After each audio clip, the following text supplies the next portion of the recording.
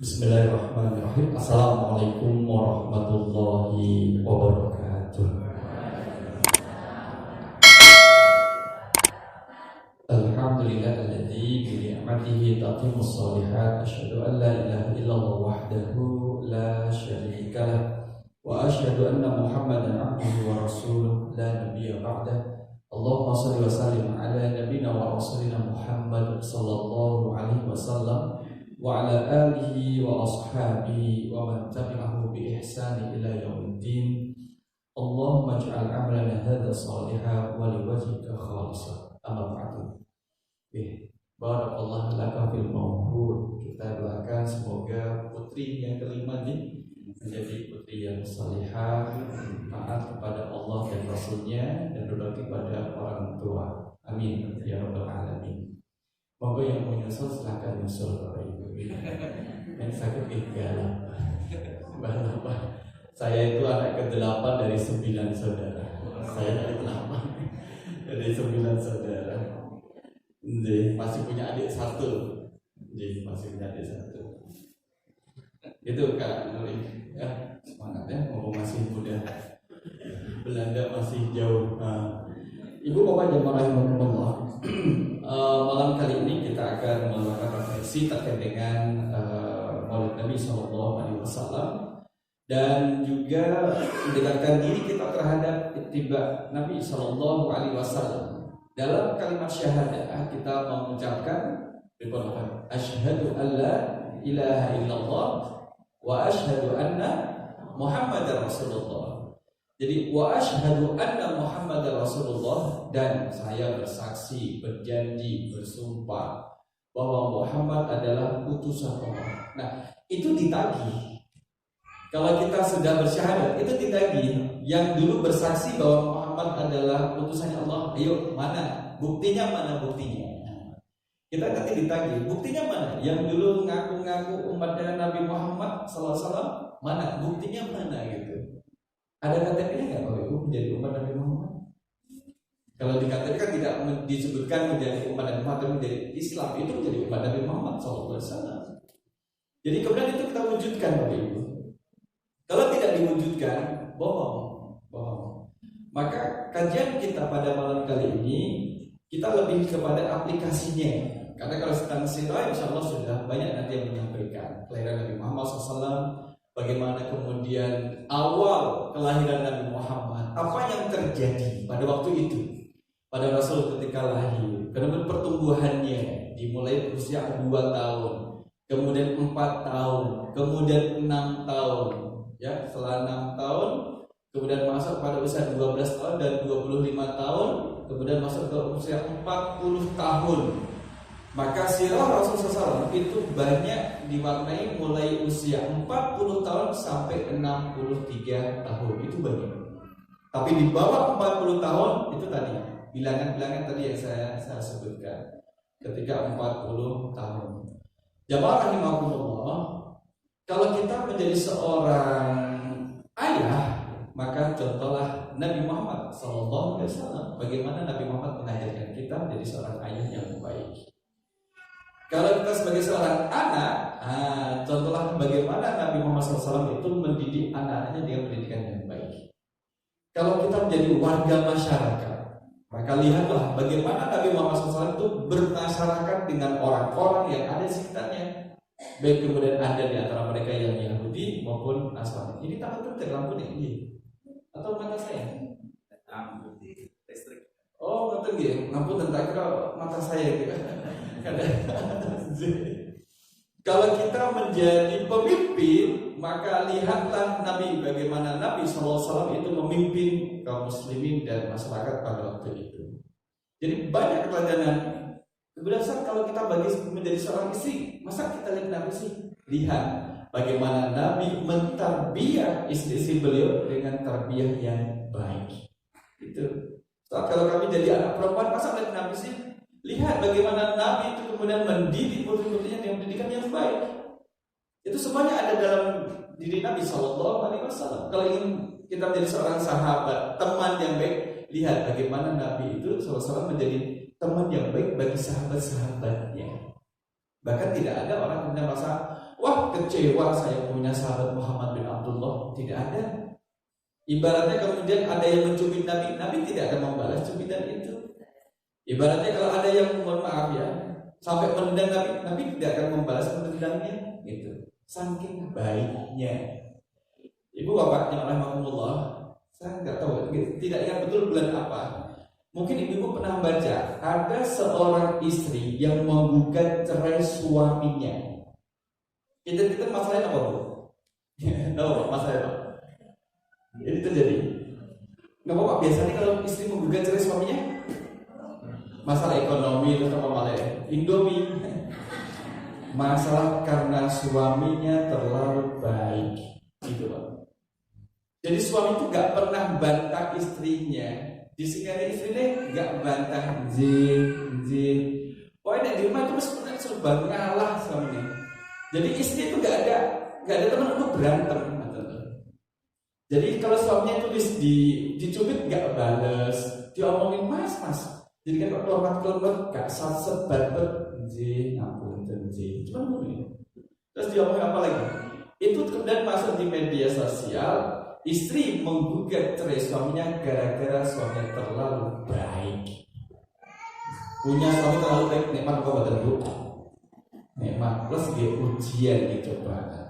Gitu. Itu jangan harus mikir. Jadi orang-orang kemudian mikir, jenengan itu loh bu, sudah dikasih suami yang baik kok malah mau diceraikan tuh gimana? Jadi mikirnya tuh gimana? Sebutannya tuh gimana? Selama ini banyak orang-orang, para istri itu menginginkan para suami itu adalah suami yang baik. Jadi kan sudah dikasih yang baik kok malah mau diceraikan. Gimana sih? Oh ternyata memang suami istrinya itu suka konflik, suka masalah. Dan suaminya tidak mau membuat masalah dan tidak pernah membuat masalah. Itu zaman saat ini memang kayak gini. Nek gak rame, gak asik. Gitu kan? Maka kalau kita lihat jamaah rahimakumullah, perjalanan dari Rasul SAW, kebaikan Rasul SAW itu sudah ada dalam surat Al-Ahzab ayat yang ke-21. A'udzubillahi minasyaitonirrajim. Laqad kana lakum fi Rasulillahi uswatun hasanah liman kana yarjullaha wal yawmal akhir wa dzakarallaha katsira. Kita lihat sedikit ayatnya ini. Laqad al-huruf lam dengan qad. Lam itu maknanya adalah sungguh. Qad itu juga sungguh. Jadi benar-benar, sungguh benar-benar. Nah, itu makna taukidnya kata niku. Nah kalau kita meyakinkan seseorang biasanya pakai sumpah apa buatan? Itu pun sumpah ya. Sumpah yang betul. Nah nggak boleh. Kalau sumpah nggak boleh. Seorang muslim kalau sumpah nggak boleh. Wallahi, billahi, ya gitu. Baru disampaikan apa yang mau disampaikan. Di dalam Al-Quran sungguh benar-benar itu telah ada pada diri Rasulullah SAW suri teladan yang baik. Laqad kana lakum bagi kalian wahai manusia, semua manusia sudah ada bagi kalian wahai manusia fi Rasulillah, pada diri Rasulullah. Rasul itu utusan Allah, itu namanya Allah. Jadi utusan ini dinisbatkan kepada nama Allah menjadi mulia. Misalkan kata Pak Bupati. Kalau istrinya panggilannya sinten? Bu Bupati. Nek putrane pun panggilannya apa? Anak Bupati. Kan kata, anak Bupati nggih, anak Bupati. Agak terangkat apa mboten? Terangkat. Anak etalkis biasa nggih. Anak Bupati. Putrane Pak Bupati nggih. Nggih, putrane Bupati. Agak terangkat. Yang angkat adalah bupatinya gitu. Kalau kita tanggine bupati, tanggine bupati terangkat. Kalau niki rencane bupati, terangkat juga. Kalau niki sing gene utang kalian bupati, gene utang kalau Pak Bupati dengan yo terangkat juga gitu, terangkat. Jadi nama baik, sesuatu yang dinisbatkan pada nama yang baik akan menjadi baik juga. Lafal Allah, lafzul jalalah Allah itu mulia. Maka sesuatu yang dinisbatkan, disandarkan kepada nama Allah akan terangkat kemuliaannya. Rasulullah uswatun hasanatun, telah suri teladan yang baik. Bapak Ibu, Bapak Ibu ini kan sudah pintar bahasa Arab semua kan kita? Iya, jamaah muhtadi kan sudah jamaah muhtadi sudah paham bahasa apa? Ji, tadi soal pakai bahasa apa? Bahasa apa? Berarti udah paham. Kalau pakai bahasa Indonesia batal. Kalau sholat pakai bahasa Indonesia, uswatun itu disebut dengan hasanatun. Uswah adalah teladan, hasanah adalah baik. Uswah itu tidak ada huruf alif lam Bapak Ibu, bukan al-uswah. Muhtadi akan berbeda makna dengan al-muhtadi. Nonton Mas saya. Nah, uswatun maknanya berbeda dengan al-uswatun. Dari sisi kedalaman cakupannya berbeda. Meskipun kalau artinya sama-sama suri teladan yang baik. Uswatun hasanah dengan al-uswah hasanah sama-sama suri teladan yang baik. Di mana letak perbedaannya? Nanti kita mencari tahu kenapa pada Rasul itu disebut uswatun hasanatun tanpa alif lam. Allah tidak berfirman menggunakan laqad kana lakum fi rasulillahi al-uswatu al-hasanatu. Itu tidak dipakai. Yang dipakai adalah uswatun, bukan al-uswatu. Uswah tanpa alif lam memberi makna cakupan yang luas, berbagai aspek dan link kehidupan. Keteladanan Rasul tidak hanya 1, 2, 3 keteladanan, tapi semua yang ada pada diri Rasul menjadi teladan. Maksudnya ayat ini demikian. Jadi Rasul itu diteladani bukan hanya ketika Rasul sholat saja, tidak. Hanya ketika Rasul haji saja, tidak. Tidak hanya ketika Rasul berbuka puasa, tidak. Bahkan tidurnya Rasul SAW itu menjadi teladan.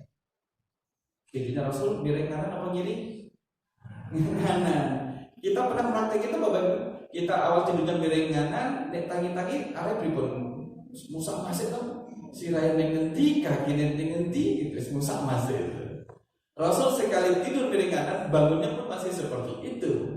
Ya mirip-mirip kita ya, karena masih tipe gundung, musak masih gitu. Tidak hanya tidurnya, terjaganya Rasul juga menjadi teladan. Bahkan bagaimana berjalannya Rasul SAW juga menjadi teladan. Duduknya Rasul di majlis juga menjadi teladan. Makan minumnya Rasul SAW juga menjadi teladan. Bahkan Rasul ketika bersama dengan istrinya menjadi teladan. Itu menjadi teladan Bapak Ibu. Rasul kemudian sedang memimpin perang, itu pun menjadi teladan. Jadi banyak aspek, bahkan semua aspek pada diri Rasul SAW itu menjadi teladan. Jadi tidak hanya satu. Itulah kemudian Al-Quran berfirman dengan uswatun. Kalau al-uswatu, kalau al-uswatu itu hanya satu keteladanan saja. Misalkan dalam surah Inna ma'al usri yusra wa inna ma'al usri yusra fa inna ma'al usri yusra inna ma'al usri yusra. Jadi al-usri itu menggunakan alif lam Bapak Ibu, yang artinya adalah kesulitan. Tapi diulangi lagi, ayat 5 disebutkan, ayat 6 disebutkan. Maka kesulitan pada ayat yang ke-5 itu sama dengan kesulitan pada ayat yang ke-6. Tapi kalau yusron diulangi 2 kali itu beda. Yusron maknanya adalah kemudahan. Kemudian pada ayat ke-6 beda dengan kemudahan dengan ayat yang kedua. Sehingga satu kesulitan mendapatkan 2 kemudahan. Ini yang beda. Nah di sini banyak keteladanan pada diri Rasul Sallallahu Alaihi Wasallam. Bapak Ibu, kalau kita kaitkan sirah Rasul dengan kajian kita awal kali kita kajian di sini bahas surat apa? Surat An-Nas. Setan, jin itu kan bisa terbang. Jin itu bisa terbang. Jadi sebelum Superman itu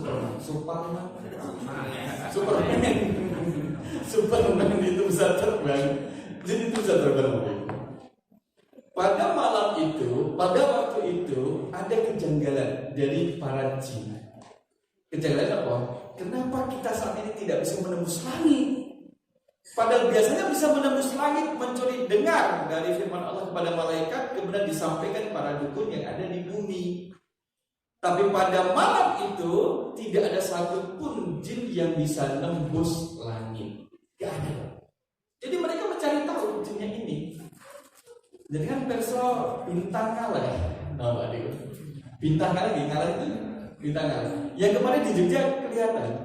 Kemudian sama BMKG itu adalah meteor. Kalau kami orang desa lihat, oh bintang kalah dari satu tempat yang lain. Kalau kemudian di dalam ilmu astronomi, oh itu adalah meteor. Kalau di dalam Islam, dalam Al-Quran dilihat itu rujumal lisyayatin. Itu adalah bintang yang dipakai Allah untuk dilempar kepada para setan jin yang mencuri dengar di langit. Itu dilempar dengan bintang dan itu. Dan pasti kenanya dan pasti cilaka dan binasa. Karena dia mencuri dengar. Sehingga kalau kemudian masyarakat umum awam melihat, wah ada bintang kalah, yuk kita bersumpah minta sesuatu. Biasanya kalau minta sesuatu terjadi bintang kalah, nanti dikabulkan. Itu adalah syirik, tidak boleh. Tidak boleh. Dia aja dinikmati saja bintang kalah, ya dinikmati. Alhamdulillah bisa melihat bintang kalah. Nggak usah kemudian angkat tangan, wahai Tuhan saya punya permintaan. Nggak usah dikaitkan dengan demikian. Nggak ada aturan. Nah itulah pada saat kelahiran Rasul SAW, peristiwa pertama yang terjadi adalah setan jin sudah tidak bisa naik ke langit untuk mencuri dengar. Ini pindah. Nah mereka Bapak Ibu, orang Majusi itu biasanya menyembah api. Itu Majusi itu menyembah api. Namanya kalau disebut adalah api suci bahasa sekarang ini. Api yang memang terus nyala terus dan tidak padam. Jadi apinya memang kemudian menyatu dengan alam. Jadi kemudian gas alam tetap keluar. Selama itulah kemudian dia tetap nyala. Malam itu kemudian menjadi padam. Api itu menjadi padam. Tidak ada dalam sejarah api itu padam. Ternyata padam juga. Dicari tahu kenapa, masalahnya apa, dilihat gak ada yang janggal, seperti biasa saja, tapi kenapa padam? Yang ketiga adalah Istana Kisra. Kalau Bapak Ibu tidak umroh maupun haji, terkadang ada KBIH yang mengajak jamaahnya untuk melihat Istana Kisra. Istana yang megah pada waktu itu kemudian menjadi retak, bahkan balkonnya itu runtuh balkonnya. Retaknya istana ini masih ada. Tahun 2003 bisa dikirimin ke Rencang itu. Ini loh, saya lagi ke bawah jamaah ke Istana Kisra. Itu retak, masih ada retak. Dia berdiri miring dan tidak dipakai lagi sekarang ini. Itu Istana Kisra. Dan itu terjadi, semua tiga hal peristiwa tadi terjadi saat kelahiran Muhammad bin Abdullah. Muhammad kecil lahir. Dan lebih disebutkan dalam sirah Nabi, mohon maaf, saat kelahirannya itu Aminah yang menjadi ibunya Nabi Muhammad SAW itu dari tempat lahirnya bayi itu terpancar cahaya yang terang. Saat itulah setelah Muhammad kecil lahir, 3 pertanyaan dari 3 peristiwa di atas baru terjawab. Oh, kemudian setan tidak bisa mencuri dengar lagi karena ada bayi kecil yang lahir.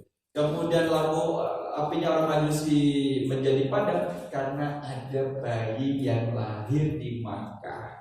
Istana kerajaan Kisra kemudian menjadi retak dan runtuh balkonnya. Ternyata ada bayi yang lahir di Makkah. Baru dicari itu bayinya siapa. Baru dicari itu baru dicari. Nah setelah ketemu bahwa itu adalah dinamai dengan nama Muhammad. Ada yang namanya Pak Muhammad? Muhammad, nama kecil kan? Adik namanya Muhammad ya ada. Berarti istrinya panggilannya adalah Bu Muhammad. Jadi dicari nama Muhammad itu dari Abdul Muttalib. Dan sirah mengatakan tidak ada nama Muhammad kala itu pemakaiannya kecuali adalah Nabi Muhammad SAW. Itu Abdul Muttalib. Kakeknya Nabi Muhammad, bapaknya Nabi Muhammad adalah Abdullah, bapaknya Abdullah namanya Abdul Muttalib. Ini adalah nama-nama yang nanti akan disebut. Pamannya Abu Thalib, namanya Abu Thalib. Nah, itu adalah pamannya, nanti akan disebutkan juga. Jamaah rahimakumullah, menarik juga di sini bahwa keberadaan Nabi Muhammad, kelahiran itu ternyata sudah disebutkan dalam kitab suci. Baik dalam kitab Taurat maupun dalam kitab Injil, bahwa Nabi terakhir itu adalah dari Allah. di tengah-tengah orang Arab, namanya adalah Muhammad. Ibnu Abbas kemudian menjelaskan bahwa ada ciri-ciri Nabi Muhammad yang sudah tersebut dalam kitab Taurat maupun Injil. Sudah ada ciri-cirinya. Ciri-ciri fisik. Ciri-ciri fisik. Ciri-ciri fisik, misalkan Kak Nuri badannya besar. Maka tadi habis sholat tak pikirkan sopo iki sing go badhe kok berbeda kalau liyane. Beda. Agak ngejreng.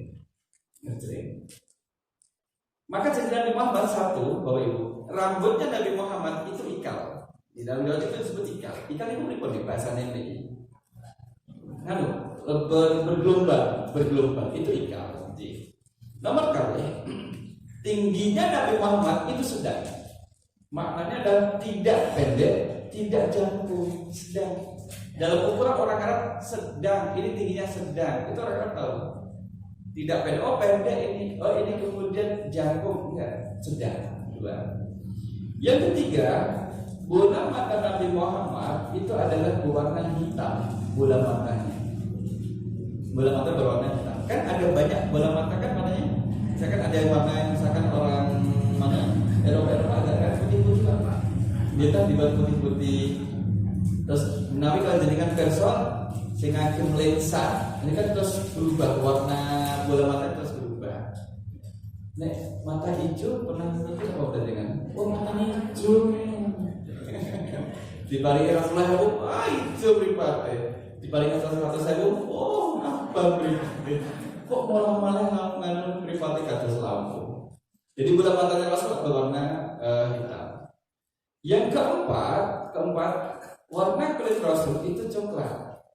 Warna kulit Rasul. Dalamnya disebutkan di surah itu. Nah kita kan terus nambah-nambahin, coklat sawo mateng.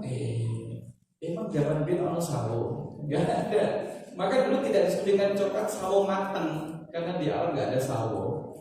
Hanya coklat saja, tapi coklat bersih. Yang kelima, Nabi itu tampan. Nabi itu tampan, Bapak Ibu. Nabi itu secara perawakannya itu adalah tampan, secara akhlaknya juga tampan. Jadi tampan luar dalam, akhlaknya dia bagus, perawakannya dia bagus. Itu Nabi.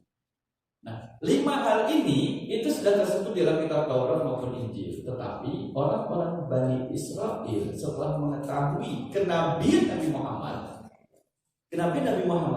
itu mereka bersegera merubah dalam kitab suci mereka. Dari mana kita tahu bahwa kenabian Nabi Muhammad sudah diketahui, sedang Nabi Muhammad belum diangkat menjadi seorang nabi? Satu, ketika Nabi Muhammad kecil, di bahasa kita Muhammad kecil diajak untuk bepergian ke Syam. Usia pinten itu? Pinten? 12 tahun kan? 12 tahun sudah jalan-jalan ke luar negeri. Jadi kan dia semuanya pun pinten. Pun nanti ke luar negeri nopo dereng. Turene ngaku umat Nabi Muhammad. Jadi Nabi Muhammad itu usia 12 tahun sudah diajak ke Syam. Di Syam di sana kemudian bertemu dengan pendeta Buhairah. Jadi Buhairah itu meniteni itu berapa bahasa niteni itu. Jadi Buhairah pendeta orang-orang Nasara yang ada di Syam sekarang menjadi Irak, menjadi Suriah. Itu kemudian niteni, iki ternyata ciri-ciri Nabi, iki bakal jadi Nabi. Padahal masih kecil. Waktu itu kemudian Muhammad itu berjalan dengan Abu Thalib. Abu Thalib juga kaget, Nabi opo? Iki Nabi, bakal jadi Nabi. Tanda-tanda apa? Dilihat pada bahunya ada kemudian tanda-tanda kenabian. Dibuka ada tanda-tanda kenabian. Yang lebih ketara lagi adalah sepanjang perjalanan dari Makkah sampai Syam, sampai Suriah, awan di atas itu selalu mengikuti Nabi Muhammad SAW. Jadi dengan melampah kok dhuwure mendung, jadi melampah ditutupi mendung, berarti dengan siap-siap udanan. Buat Nabi, saya bertampung. Nabi Muhammad itu diikuti sehingga meskipun siap, dia tetap kemudian jalannya tetap adem. Itu Nabi Muhammad. Masih itu sudah ada tadi kenabian itu. Itu usia 12 tahun. Kita turunkan lagi pada usia 4 tahun pun terjadi tanda kenabiannya. Ketika sedang main usia 4 tahun, biasanya kan usia 4 tahun lagi main-main di Bani Sa'diyah, di Bani Sa'ad, didatangin 2 lelaki berbaju putih. Ini menurut kisah dari anak itu yang kemudian menjadi sahabat di usia mudanya.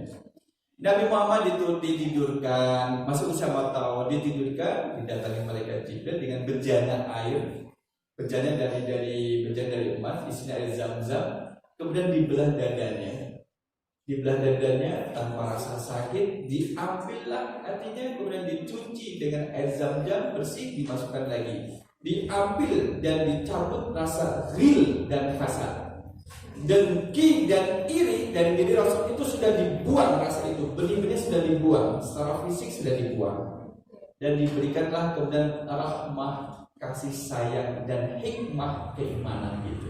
Jadi sejak kecil Nabi Muhammad itu sudah berkasih sayang terhadap orang lain sejak usia 4 tahun. Kalau itu di luar, saya nggak tahu kalau di Indonesia, di luar itu ada praktek operasi. Tangan kiri memegang bagian perut, tangan kanan nanti ngambil air dari gayung, masukkan kemudian ditaruh di bawah tangan kiri. Nenek, maksudnya adalah operasi. Masuk dalam perut pasien, ada darah tapi nggak banyak. Kemudian dia mengambil sesuatu, dibuang. Sesuatu terus dibuang. Kemudian mengambil air lagi, diusap-usap, selesai, nggak ada bekas. Kita normal apa buatan itu? Normal apa buatan? Tapi yang terjadi pada diri Nabi Muhammad SAW waktu itu, kalau bahasa dari tafsir Dr. Wabizwani namanya irhas. Irhas itu adalah ciri-ciri kenabian sebelum diangkat menjadi seorang nabi. Itu buktinya dari kenabian. Ini masih kecil sudah muncul kenabian Nabi Muhammad SAW. Jamaah rahimakumullah. Maka yang terjadi dalam kitab Taurat, Injil yang dirubah, Nabi Muhammad yang semula rambutnya itu ikal ditulis ulang oleh orang Bani Israel bahwa rambutnya bukan ikal, ditulis lagi rambutnya. Ciri-ciri rambut Nabi terakhir adalah lurus dengan bahasa mereka. Ini bahasa mereka. Kemudian yang bola matanya ditulis lagi, bola matanya adalah biru. Karena aslinya adalah hitam, diganti dengan biru. Kemudian tingginya adalah yang sebelah sedang diganti. Tingginya Nabi terakhir adalah jangkung, tinggi banget. Itu 3 hal ini yang dirubah. Yang dirubah adalah orang Bani Israel. Dari mana mereka berubah? Setelah mereka yakin bahwa Muhammad bin Abdullah itu memang Nabi terakhir yang disebut dalam kitab-kitab Taurat dan Injil. Kalau itu di dalam kitab dibiarkan, maka orang-orang pengikut kitab Taurat Injil akan berbondong-bondong jadi pengikut Muhammad dan tidak bisa dibiarkan. Maka kitab sucinya dirubah. Itu disebutkan. Kita kuatkan lagi dengan pendapatnya Waraqah bin Naufal. Waraqah bin Naufal itu adalah pamannya Khadijah binti Khuwailid, istri pertamanya Rasulullah SAW. Jadi istrinya Khadijah usianya berapa ketika menikah? 40. Menikah dengan Nabi Muhammad. Dia adalah janda. Nabi Muhammad waktu itu usianya pinter 25. Jadi dengan sempurna menikah dari nikah, ya kita doakan semoga segera menikah. Amin. Dari usianya 27 didoakan.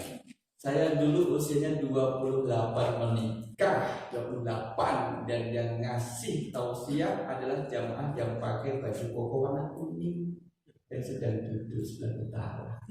Perjalanan dari Jogja ke tempat kami di Jepara 7 jam di sana. Jauh sangat jauh. Maka jamaah rahimakumullah, Waraqah bin Naufal ini adalah orangnya adalah kafif. Kafif itu buta. Dia buta. Tapi kemudian dia bisa membaca kitab Injil. Dan disebutkan bahwa Waraqah bin Naufal pernah menulis kitab Injil dalam bahasa Ibrani, padahal dia buta. Tapi kebutaannya ini kemudian tidak menjadikan dia tidak beriman. Dia tetap beriman terhadap kitab Injil. Karena waktu itu kan Nabi Muhammad belum diangkat jadi seorang nabi dan belum ada Al-Quran.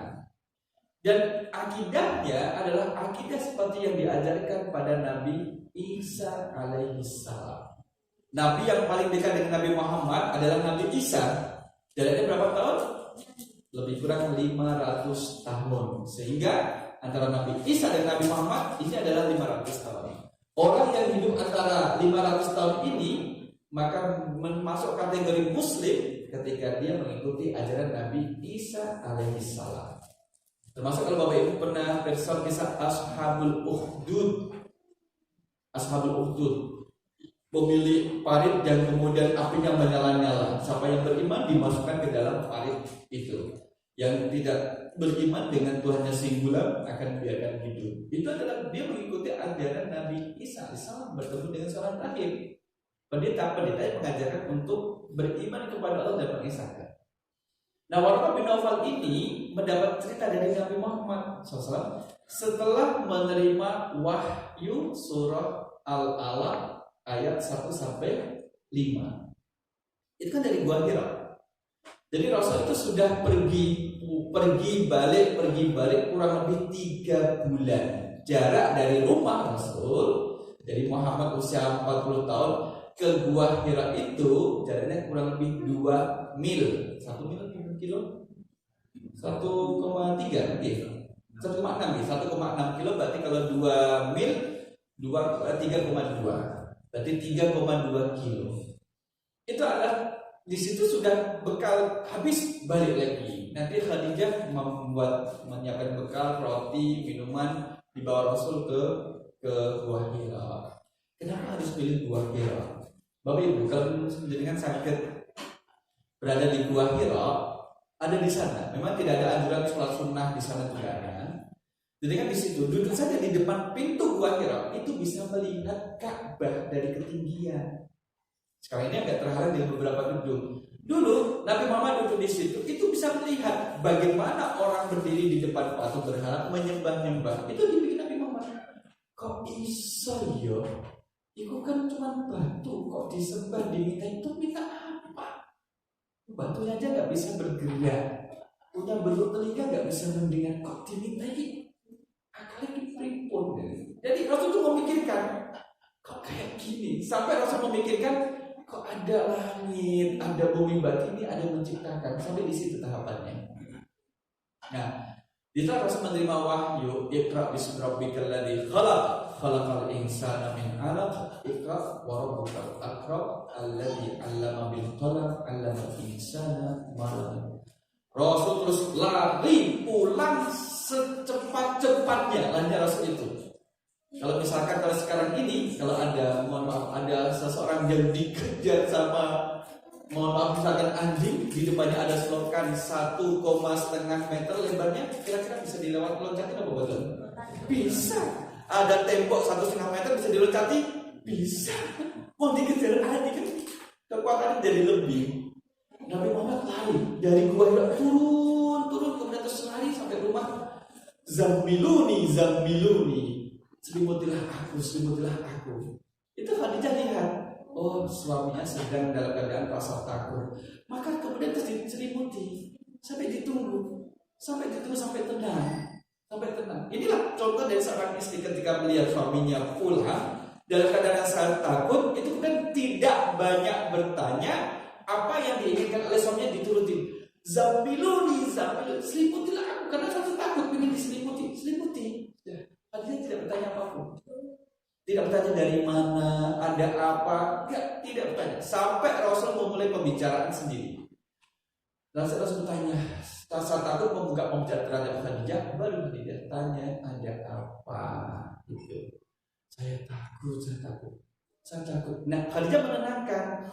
Tidak mungkin Allah akan menghinakan engkau. Bukan orang yang baik, suka membantu, suka menolong, menyambut silaturahim, meringankan beban orang lain, suka bersedekah, engkau juga jujur. Disebutkan kebaikan yang dengan Rasulullah. Hanya Rasul menjadi lebih tenang. Coba kalau misalkan sekarang ini ada suaminya baru pulang dari luar ketakutan, gedor-gedor pintu, buka pintu gitu. Nanti istrinya buka, nonton apa ya Pak? Mas Pak buka pintu, aku diselimuti. Aleman minta diselimuti. Kemulan diri, kemulan. Maka di tua-tua aja keluyuran ini tak jadi malah diomelin. Kalau tidak selesai. Maka paginya Khadijah memberikan solusi. Yuk ditemukan dengan Warqah bin Naufal. Rasul bercerita tentang peristiwa turunnya wahyu, maka Waraqah bin Nawfal mengatakan itu adalah namus yang mendatangi engkau wahai Muhammad di malam hari itu, namanya adalah namus. Dia yang datang kepada Musa waktu itu. Ketika Nabi Musa berada di Sinai, Tur Sinai, Gunung Sinai, itulah kemudian didatangi juga malaikat Jibril, namanya adalah namus. Namanya adalah ada Ruhul Amin, ada juga namus. Waraqah yang kemudian buta itu kemudian tahu itu adalah namus. Berarti engkau tanda-tanda yang terjadi pada dirimu wahai Muhammad sama seperti yang disebutkan dalam kitab Injil. Bahkan disebutkan, wahai Muhammad, suatu saat kaummu akan mengusirmu dari kampung halamanmu. Apakah saya akan diusir? Iya. Sebagaimana malam ini Bapak Ibu akan pulang ke rumah masing-masing setelah pengajian selesai. Jadi itu adalah kisah kemudian perjalanan dari Nabi Muhammad SAW, Bapak Ibu. Ternyata memang bukan kemudian dibuat-buat, sudah ada dari sebelum-sebelumnya sudah ada. Oleh karena itulah kemudian Waraqah bin Nawfal mengatakan, baik Muhammad, kalau saat engkau diusir oleh kaum, saya masih hidup, saya akan menolongmu, membantumu. Itu sudah disebut dalam kitab Injil. Cuma tidak tahu kapan waktunya. Nah itulah terjadi nanti peristiwa hijrah. Hijrah Rasul itu adalah Rasul diusir dari kampung halamannya. Inilah sekelumit baru mukadimah ya Bapak Ibu sudah sambung. Dan mudah-mudahan nanti suatu saat bisa kita lanjutkan sirah, bahas tafsir dikaitkan dengan sirah akan selalu bersinggungan. Bukan menjadi ilmu yang sendiri-sendiri, tapi kemudian bisa disinergikan. Demikian Ibu Bapak jemaah rahimakumullah, pesan kalau kita memutuskan Rasul, kalau apa sih ciri orang Muslim? Antara lain orang Muslim adalah buang sampah pada tempatnya.